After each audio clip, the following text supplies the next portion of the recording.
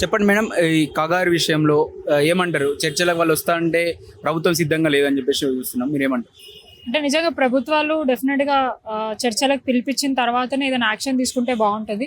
ఎందుకంటే ఎవరి ప్రాణాలైనా ప్రాణాలే కాబట్టి వాళ్ళని దృష్టిలో పెట్టుకొని, ఎందుకంటే వాళ్ళు కూడా మావోయిస్టులు కూడా మనల్ని ఇబ్బంది పెట్టే ప్రయత్నాలు ఎప్పుడు చేయరు, ప్రజలను ఇబ్బంది పెట్టే ప్రయత్నాలు ఎప్పుడైతే చేయవు. సో దాన్ని దృష్టిలో పెట్టుకొని వాళ్ళని పిలిపించి వాళ్ళ ఏమంటారు సమస్యలు కానివ్వండి, వాళ్ళ డిమాండ్స్ కానివ్వండి విని దాన్ని బట్టి సామరస్యంగా ఇవి పరిష్కరించుకుంటే బాగుంటుంది. ఇమీడియట్గా వాళ్ళ మీద దాడి చేసి వాళ్ళని ఇబ్బంది పెట్టే ప్రయత్నం చేస్తే మాత్రం ఇంకా కూడా అమాయకమైన ప్రాణాలు పోయే అవకాశాలు ఉంటాయి. సో దాన్ని దృష్టిలో పెట్టుకొని ప్రభుత్వాలు అనేది ఆలోచించి ముందుకెళ్తే బాగుంటుందని మా ఉద్దేశం. అంటే ఇక్కడ బీజేపీ నాయకులు కావచ్చు, వాళ్ళు అడిగితే ఏం చెప్తున్నారంటే వాళ్ళు గన్ను మళ్ళీ చర్చలు జరిపినా ఏం చెప్పినా మళ్ళీ పోయి గన్నే పట్టుకుంటారు, ఇక చర్చలు జరపాల్సిన అవసరం ఏముంది అని చెప్పేసి మాట్లాడుతున్నారు, మీరేమంటారు? అంటే ఇప్పుడు చాలా మంది మావోయిస్ట్ అట్లా ఉండరు, వాళ్ళు చాలాసార్లు ఇలాంటి మంతనాలు అన్ని జరిపినారు, అది కూడా ఫెయిల్ అయినాయి కదా, ఇప్పుడు మళ్ళీ జరిపిన కొత్త ఉపయోగం ఏమి ఉండదు అనే వాదన వాళ్ళు. అట్లా అని చెప్పేసి ఇక ప్రాణాలు తీయడానికి మనకైతే ఎటువంటి అధికారం లేదు. మనం అయితే మన ప్రయత్నాలు చేస్తూ ఉండాలి, వాళ్ళని చేంజ్ చేయడానికి, వాళ్ళని పిలిచి మాట్లాడడానికి, వాళ్ళని కన్విన్స్ చేసే ప్రయత్నమే చేయాలా. వాళ్ళైనా కూడా ఉత్తగా ఒక గన్ను పట్టుకొని ఎవరైనా ప్రాణాలు తీయడానికి వాళ్ళు కూడా సిద్ధంగా ఉండరు. సో మావోయిస్టులదే కంప్లీట్గా వాళ్ళది ఒక డిఫరెంట్ ఎజెండా ఉంటుంది. అంటే ఎవరైనా ప్రజలను ఇబ్బంది పెట్టడం, ఎవరైనా ఇంకా వేరే రకంగా చేస్తే మాత్రమే వాళ్ళు అట్లాంటి. ఇప్పటి మావోయిస్టులు లేరు, ఇప్పుడు అంతా పేడ్ బ్యాచ్ గా ఉన్నారు అని చెప్పేసి వాదన వినిపిస్తుంది. అప్పట్లోనేమో జనాల కోసం ఫైట్ చేశారు, భూముల కోసం ఫైట్ చేసిన మావోయిస్టులను చూసినాం. ఇప్పుడు అట్లా లేరు, కావాలని ఒక ఎజెండా పెట్టుకొని ఒక భావన పెట్టుకొని చంపేస్తున్నారు అని చెప్పేసి అంటున్నారు, మీరేమంటారు? అంటే ఇప్పుడు అట్లాంటి చర్యలకే పాల్పడితే డెఫినెట్ గా ప్రభుత్వాలు అనేది దాని మీద ఎట్లా చేయాలనేది ఆలోచించి ముందుకెళ్తే బాగుంటుంది.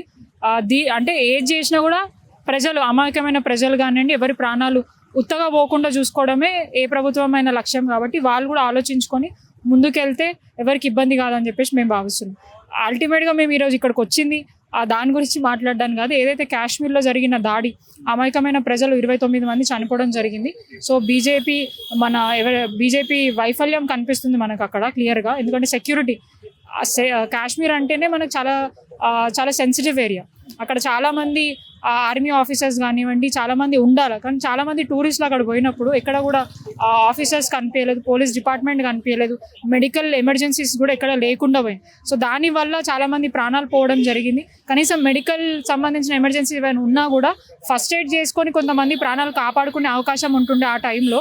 కానీ ఎక్కడ కూడా ప్రజలు అందుబాటులో లేరు, ఎందుకంటే ఆర్మీ ఆఫీసర్స్ అందుబాటులో లేకుండే, తర్వాత మెడికల్ ఎమర్జెన్సీ లేకుండా పోయింది. కాబట్టి చాలామంది ప్రాణాలు పోయినాయి. కాబట్టి దీన్ని దృష్టిలో పెట్టుకొని కేంద్ర ప్రభుత్వం ప్రజల భద్రతని ఇంకా కూడా పెంచి ఎవరికి ఇబ్బంది కాకుండా చూడాలి. ఈరోజు బీఆర్ఎస్ పార్టీ కార్పొరేటర్స్ అందరం కలిసి గన్ పార్క్ వద్దన వారికి మద్దతు తెలుపుతూ, అంటే ఎవరైతే ప్రాణాలు పోయినా వారికి మద్దతు తెలుపుతూ వాళ్ళకి ఇబ్బంది కాకుండా చూడాలని చెప్పేసి మేము కోరుకుంటున్నాం. మా డిమాండ్ అంతా ఒకటే, ప్రజలకు ఇబ్బంది కావద్దు.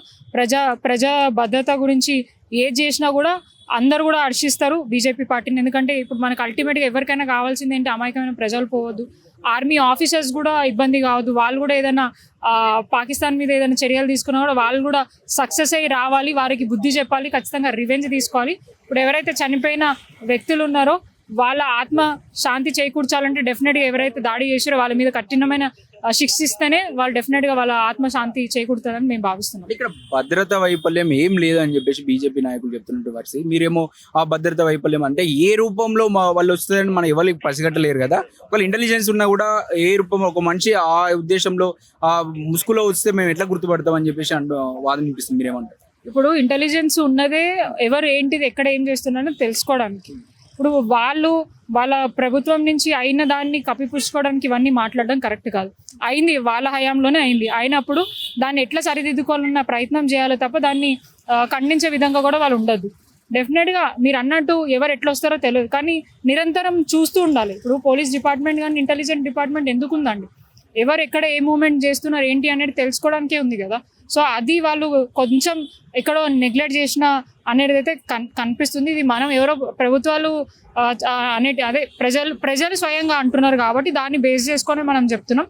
ఇప్పటికైనా కూడా ఏం లేదు, డెఫినెట్గా ఇంకా కూడా, ఎందుకంటే వాళ్ళు ఇంకా కూడా ఏవేవో ప్రకటనలు చేస్తూ ఉన్నారు, మేము అది చేస్తాం ఇది చేస్తామని. పాకిస్తాన్ నుంచి మనకి ఏదో ఒక సందేశం వస్తుంది, లేపేస్తా అని చెప్పేసి మాట్లాడుతున్నారు. అదే ఏదో రకంగా మొత్తం ఇండియాని డిస్టర్బ్ చేసే ప్రయత్నం చేసే కార్యక్రమంలో వాళ్ళు ఉన్నారు. కాబట్టి ఇప్పటికీ వాళ్ళని ఏం జరుగుతుంది ఏంటిదో ప్రతి ఒక్కటి తెలుసుకొని ప్రజలకి కానీ ఎవరికి ఇబ్బంది కాకుండా చేయాలని చెప్పేసి అందరూ కోరుకుంటున్నారు. దానికి మద్దతుగా డెఫినెట్గా దేశాన్ని కాపాడుకునే విధంగా దేశ పౌరులంతా కూడా డెఫినెట్గా ఒక్కటిగా నిలిచి పాకిస్తానీ కానివ్వండి, పాకిస్తాన్ కాకుండా ఇంకెవరైనా కూడా ఇండియాని టార్గెట్ చేసే విధంగా ఎవరున్నా కూడా ప్రతి ఒక్క ఇండియన్ వారికి మద్దతుగా ప్రభుత్వానికి కానివ్వండి, వారు చేసే మంచి విషయాలకి అండగా ఉండడానికి మేము అందరం ఉన్నాము.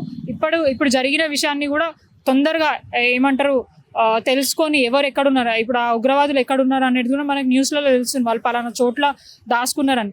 సో వాళ్ళ మీద ఇమీడియట్గా యాక్షన్ తీసుకోవాల్సిందే, వాళ్ళని ఇమీడియట్గా చంపాల్సిందే.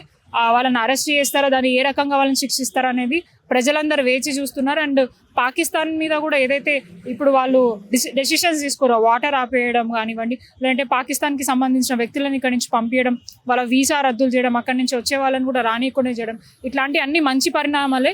ఇంకా కూడా సెక్యూరిటీని స్ట్రెంగ్తెన్ చేసి ప్రజలకు ఇబ్బంది కాకుండా ఏవైతే క్రౌడెడ్ ప్లేసెస్ ఉన్నాయో అక్కడ ప్రతి ఒక్కరిని అలర్ట్ చేస్తూ ఎవరైనా అనుమానాస్పదంగా కనిపిస్తే కూడా ఇమీడియట్గా పోలీస్ ఆఫీసర్స్కి కానివ్వండి ఎక్కడికక్కడ చెప్తే ఇట్లాంటివి జరగకుండా ఉంటాయని చెప్పేసి మేము కూడా భావిస్తున్నాము. అంటే బీజేపీ నాయకులు ప్రధానంగా చెప్తున్నారు ఇది మతం మీద జరిగినటువంటి దాడిగా చూస్తున్నాం అని చెప్పేసి వాళ్ళు అంటున్నారు. మీరే ఎలా చూస్తారు దీన్ని?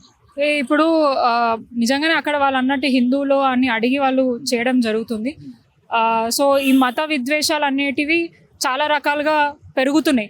అట్లా జరగకుండా ఇప్పుడు అక్కడ ఎవరైతే దాడికి మనం ఇప్పుడు అక్కడ ఉన్నటువంటి వాళ్ళు చెప్తేనే మనకు తెలిసింది. ఇప్పుడు అక్కడ ఉన్నటువంటి వాళ్ళ హస్బెండ్ ని చంపుతా ఉంటే ఏ మతము పాయింట్ ఇప్పి మరి చూసి మరి చంపే అని చెప్పేసి అంటున్నారు. మీరు ఏమంటారు? అదే వాళ్ళే చెప్పిందే చెప్తున్నాను నేను. ఖచ్చితంగా ఎవరైతే అక్కడ దాడికి విక్టిమ్స్ ఉన్నారో వాళ్ళు చెప్పారు ఇట్లా మీరు ఏ మతం, మీ పేరేంటిది, ఇది పలానా ఇట్లా ముస్లిం అంటే కూడా వాళ్ళు ఇది చదవండి, ఖురాన్ సంథింగ్ ఏదో చదవండి అని చెప్తే కూడా చెప్పలేకపోతే వాళ్ళని చంపేశారు అన్నారు. కానీ వాళ్ళు ఇంకొక మాట కూడా అక్కడ ఉన్న కాశ్మీర్ ముస్లిమ్సే మమ్మల్ని హెల్ప్ చేశారు అని చెప్పేసి. ఇక్కడ ఒక మతానికి సంబంధించింది కాకుండా ఒక అమాయకమైన ప్రజల ప్రాణాలకు మాత్రం మతం మీదనే దృష్టి ఉంది, వాళ్ళు మతం పైన దాడి చేశారని ఆ వాదన వినిపిస్తుంది. మీరేమంటారు? అదే నేను కూడా చెప్పేది అదే అండి. వాళ్ళు హిందువులని తెలుసుకొని వాళ్ళని చంపినారు. అండ్ వాళ్ళు చెప్తున్నారు అక్కడ మోదీకి పోయి చెప్పండి అని చెప్పేసి. సో కానీ అక్కడ ఇప్పుడు మనం మతాల గురించి ఇలా మాట్లాడుకుంటూ పోతుంటే మన హేట్ని పెంచడం అవుతుంది. ఫస్ట్ మనం తెలుసుకోవాలి అంటే మనం మనుషులం. మతాలను చూడొద్దు, ప్రాంతాలను చూడొద్దు, నువ్వు ఏ కులం అని చూడదు. ఒక మనిషికి ఏమైనా ఇబ్బంది అయిందనంటే అందరు కలిసి వాళ్ళని కాపాడే ప్రయత్నం చేయాలి. కానీ నేను హిందూనే కాపాడుతాను, నేను ముస్లిం అయితే ముస్లింనే పోయి కాపాడుతా అన్నది మాత్రం ఏ రాజకీయ నాయకులు కానీ ఎవరు కానీ పెంచే ప్రయత్నం చేయొద్దు. డెఫినెట్గా మన హిందుత్వాన్ని, మన హిందూని కాపాడుకోవాలి. అదేవిధంగా వేరే మతాల వాళ్ళని విమర్శించదు, వేరే వాళ్ళని దూరం పెడితే ఆ హేట్ని పెంచే ప్రయత్నం చేయొద్దు అనేది నా భావన. ఇక్కడ కేసీఆర్ సభలో కేసీఆర్ స్పీచ్ అటర్ ఫ్లాప్ అని చెప్పేసి కాంగ్రెస్ నాయకులు అంటున్నారు. అసలు స్క్రిప్ట్ తీసుకోవడం ఏనాడు స్క్రిప్ట్ చదివేటోడు కాదు, పేపర్ రాసుకొచ్చుకుని మరీ స్పీచ్ ఇచ్చిండని చెప్పేసి మాట్లాడుతున్నారు. మీరేమంటారు? ఇప్పుడు ఇన్నేళ్ళ కేసీఆర్ గారి పరిపాలనలో ఆయన ఏ స్పీచ్లో అయినా కూడా చాలా ఇదిగా చెప్తాడు. కొన్ని పాయింట్స్ ఉంటాయి ఎప్పుడు ఏది మాట్లాడాలి ఏంటి అది చూసుకున్నాడు. కానీ మొత్తం చూసుకుంటే రేవంత్ రెడ్డి లాగా మొత్తం చూసుకుంటా రాసింది కూడా చదివే ఇది లేదు రేవంత్ రెడ్డి గారికి. భయం మొదలైంది ఎక్కడో, ఏదో అంటే ఓపిక పోయింది, పస లేదు, ఇంతకుముందు ఆ స్పీచ్ లో పస లేదు అని చెప్పేసి మాట్లాడుతున్నారు. ఏం లేదండి, ప్రజలే చెప్తున్నారు. ఆ స్పీచ్ గురించి వినడానికి వచ్చిన మేము కేసీఆర్ గారు ఏదైతే చెప్పాలనుకున్నారో ఆ మెసేజ్ మా దాకా కాలేదు. జనం అనుకున్నటువంటి ఏదైతే వినాలే కేసీఆర్ 2 సంవత్సరాల నుంచి మాట వినాలే ఆ ఒక కోరికను తీర్చలేకపోయారు కేసీఆర్ స్పీచ్ అని చెప్పేసి అంటూ మీరు అంటే రేవంత్ రెడ్డి గారి పేరు తీయలేదని చెప్పేసి ఆయన అట్లా మాట్లాడుతున్నాడేమో. ఎందుకంటే మాకు అట్లాంటి అలవాటు లేదు.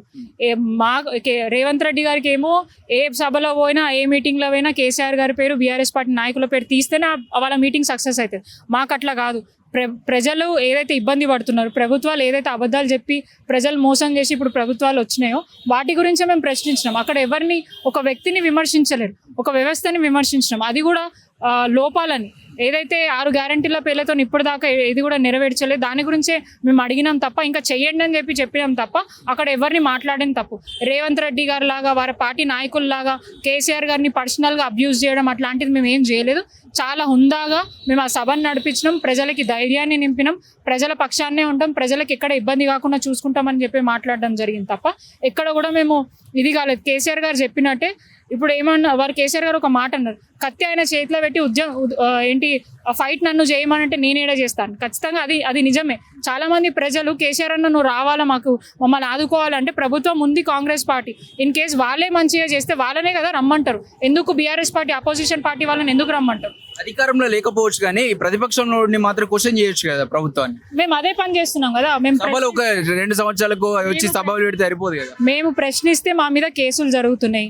మా మీద కేసులు ఏమంటారు, అక్రమంగా కేసులు పెట్టి మమ్మల్ని ఇబ్బంది పెట్టే ప్రయత్నం చేస్తున్నారు. మేమందరం కూడా లేని విషయాలను అడగట్లే. వారు ఏదైతే ఎలక్షన్ మేనిఫెస్టోలో చెప్పారో వాటిని గురించే మేము నిరంతరం గుర్తు చేస్తున్నాం. నువ్వు పలానా డేట్కి పలానా ఇస్తా అన్నో ఇప్పుడు దాకా ఇవ్వలేదు, ఎప్పుడు ఇస్తావు అని చెప్పి మేము అడుగుతున్నాం తప్ప ఇంకొక మాట మేము చెప్పలేదు. దాన్ని వాళ్ళు తీసుకోలేక మా మీద కేసులు పెట్టి మమ్మల్ని ఇబ్బంది పెట్టే ప్రయత్నం చేస్తున్నారు. ఇది కరెక్ట్ అయిన విషయం కాదు. డెఫినెట్గా వాళ్ళు ఇప్పటికీ ప్రజల మీద దృష్టి పెట్టి వాళ్ళకి ఎటువంటి ఇబ్బంది కాకుండా చూడాలి. ఇంకా కూడా కక్షపూరిత రాజకీయాలు చేస్తున్నారు. అంటే కేసీఆర్ గారు ప్రభుత్వంలో లేరు, వారు ఉన్నారు, వారు ఫస్ట్ అది ఆలోచించుకోవాలి. అంటే కేసీఆర్ గారి పేరు తీయడం, అటు బీజేపీ పార్టీ అయినా కేసీఆర్ గారి పేరు తీస్తారు, ఇక్కడ కాంగ్రెస్ పార్టీ అయినా కేసీఆర్ అయిపోయింది. కేసీఆర్ గారు పక్కన ఉన్నారు, అపోజిషన్లో ఉన్నారు, వారు అధికారంలో లేరు. ఇప్పుడు మీరు ఏం చేయాలనుకుంటున్నారు, మీరు ఏం చేస్తా అన్నారు, దాని మీద దృష్టి పెట్టి ప్రజలకు మంచి చేస్తే ఈ 3 ఏళ్ళైనా ప్రశాంతంగా మీరు బతికే అవకాశం ఉంటుంది. లేదంటే ప్రజలే వారికి బుద్ధి చెప్పే ఇది తీసుకొచ్చే పరిస్థితి వాళ్ళు తీసుకొస్తున్నారు. కాంగ్రెస్ మీదనే మాట్లాడారు, అటు బీజేపీ మీద అసలు ఏదో చిన్న మాట్లాడినట్టు మాట్లాడారు. ఎందుకంటే ఫ్యూచర్లో బీజేపీతో పొత్తు పెట్టుకోబోతున్నారు బీఆర్ఎస్ పార్టీ అని చెప్పేసి కాంగ్రెస్ నాయకులు అంటున్నటువంటి పరిస్థితి. మీరేమంటారు? మాకు ఎవరితో పొత్తు పెట్టాల్సిన అవసరం లేదు. 10 సంవత్సరాలు సింగిల్గానే కేసీఆర్ గారు ఫైట్ చేసి ఏ ఎలక్షన్లో అయినా కూడా ఇట్లా బీజేపీ, టీడీపీ వేరే వాళ్ళు కలిసి కేసులు ఉన్నాయి. వీళ్ళు ఇప్పుడు కవిత కేసు కావచ్చు, ఇవన్నీ కేసులు ఉన్నాయి. దాని నుంచి తప్పించుకోవాలంటే బీజేపీతో పొత్తు కంపల్సరీ అని చెప్పేసి కాంగ్రెస్ వాళ్ళు అంటున్నట్టు పరిస్థితి. మీరేమంటారు? కవిత అక్క గారి మీద కేసు అయిందని అంటే ఆల్రెడీ వారు జైలుకి పంపించినారు, వాళ్ళు ఆనందాన్ని పొందినారు, అది కోర్టులో నడుస్తుంది. ఏం లేదని చెప్పేసి వారికి బెయిల్ ఇచ్చి వాళ్ళు పంపించడం జరుగుతుంది.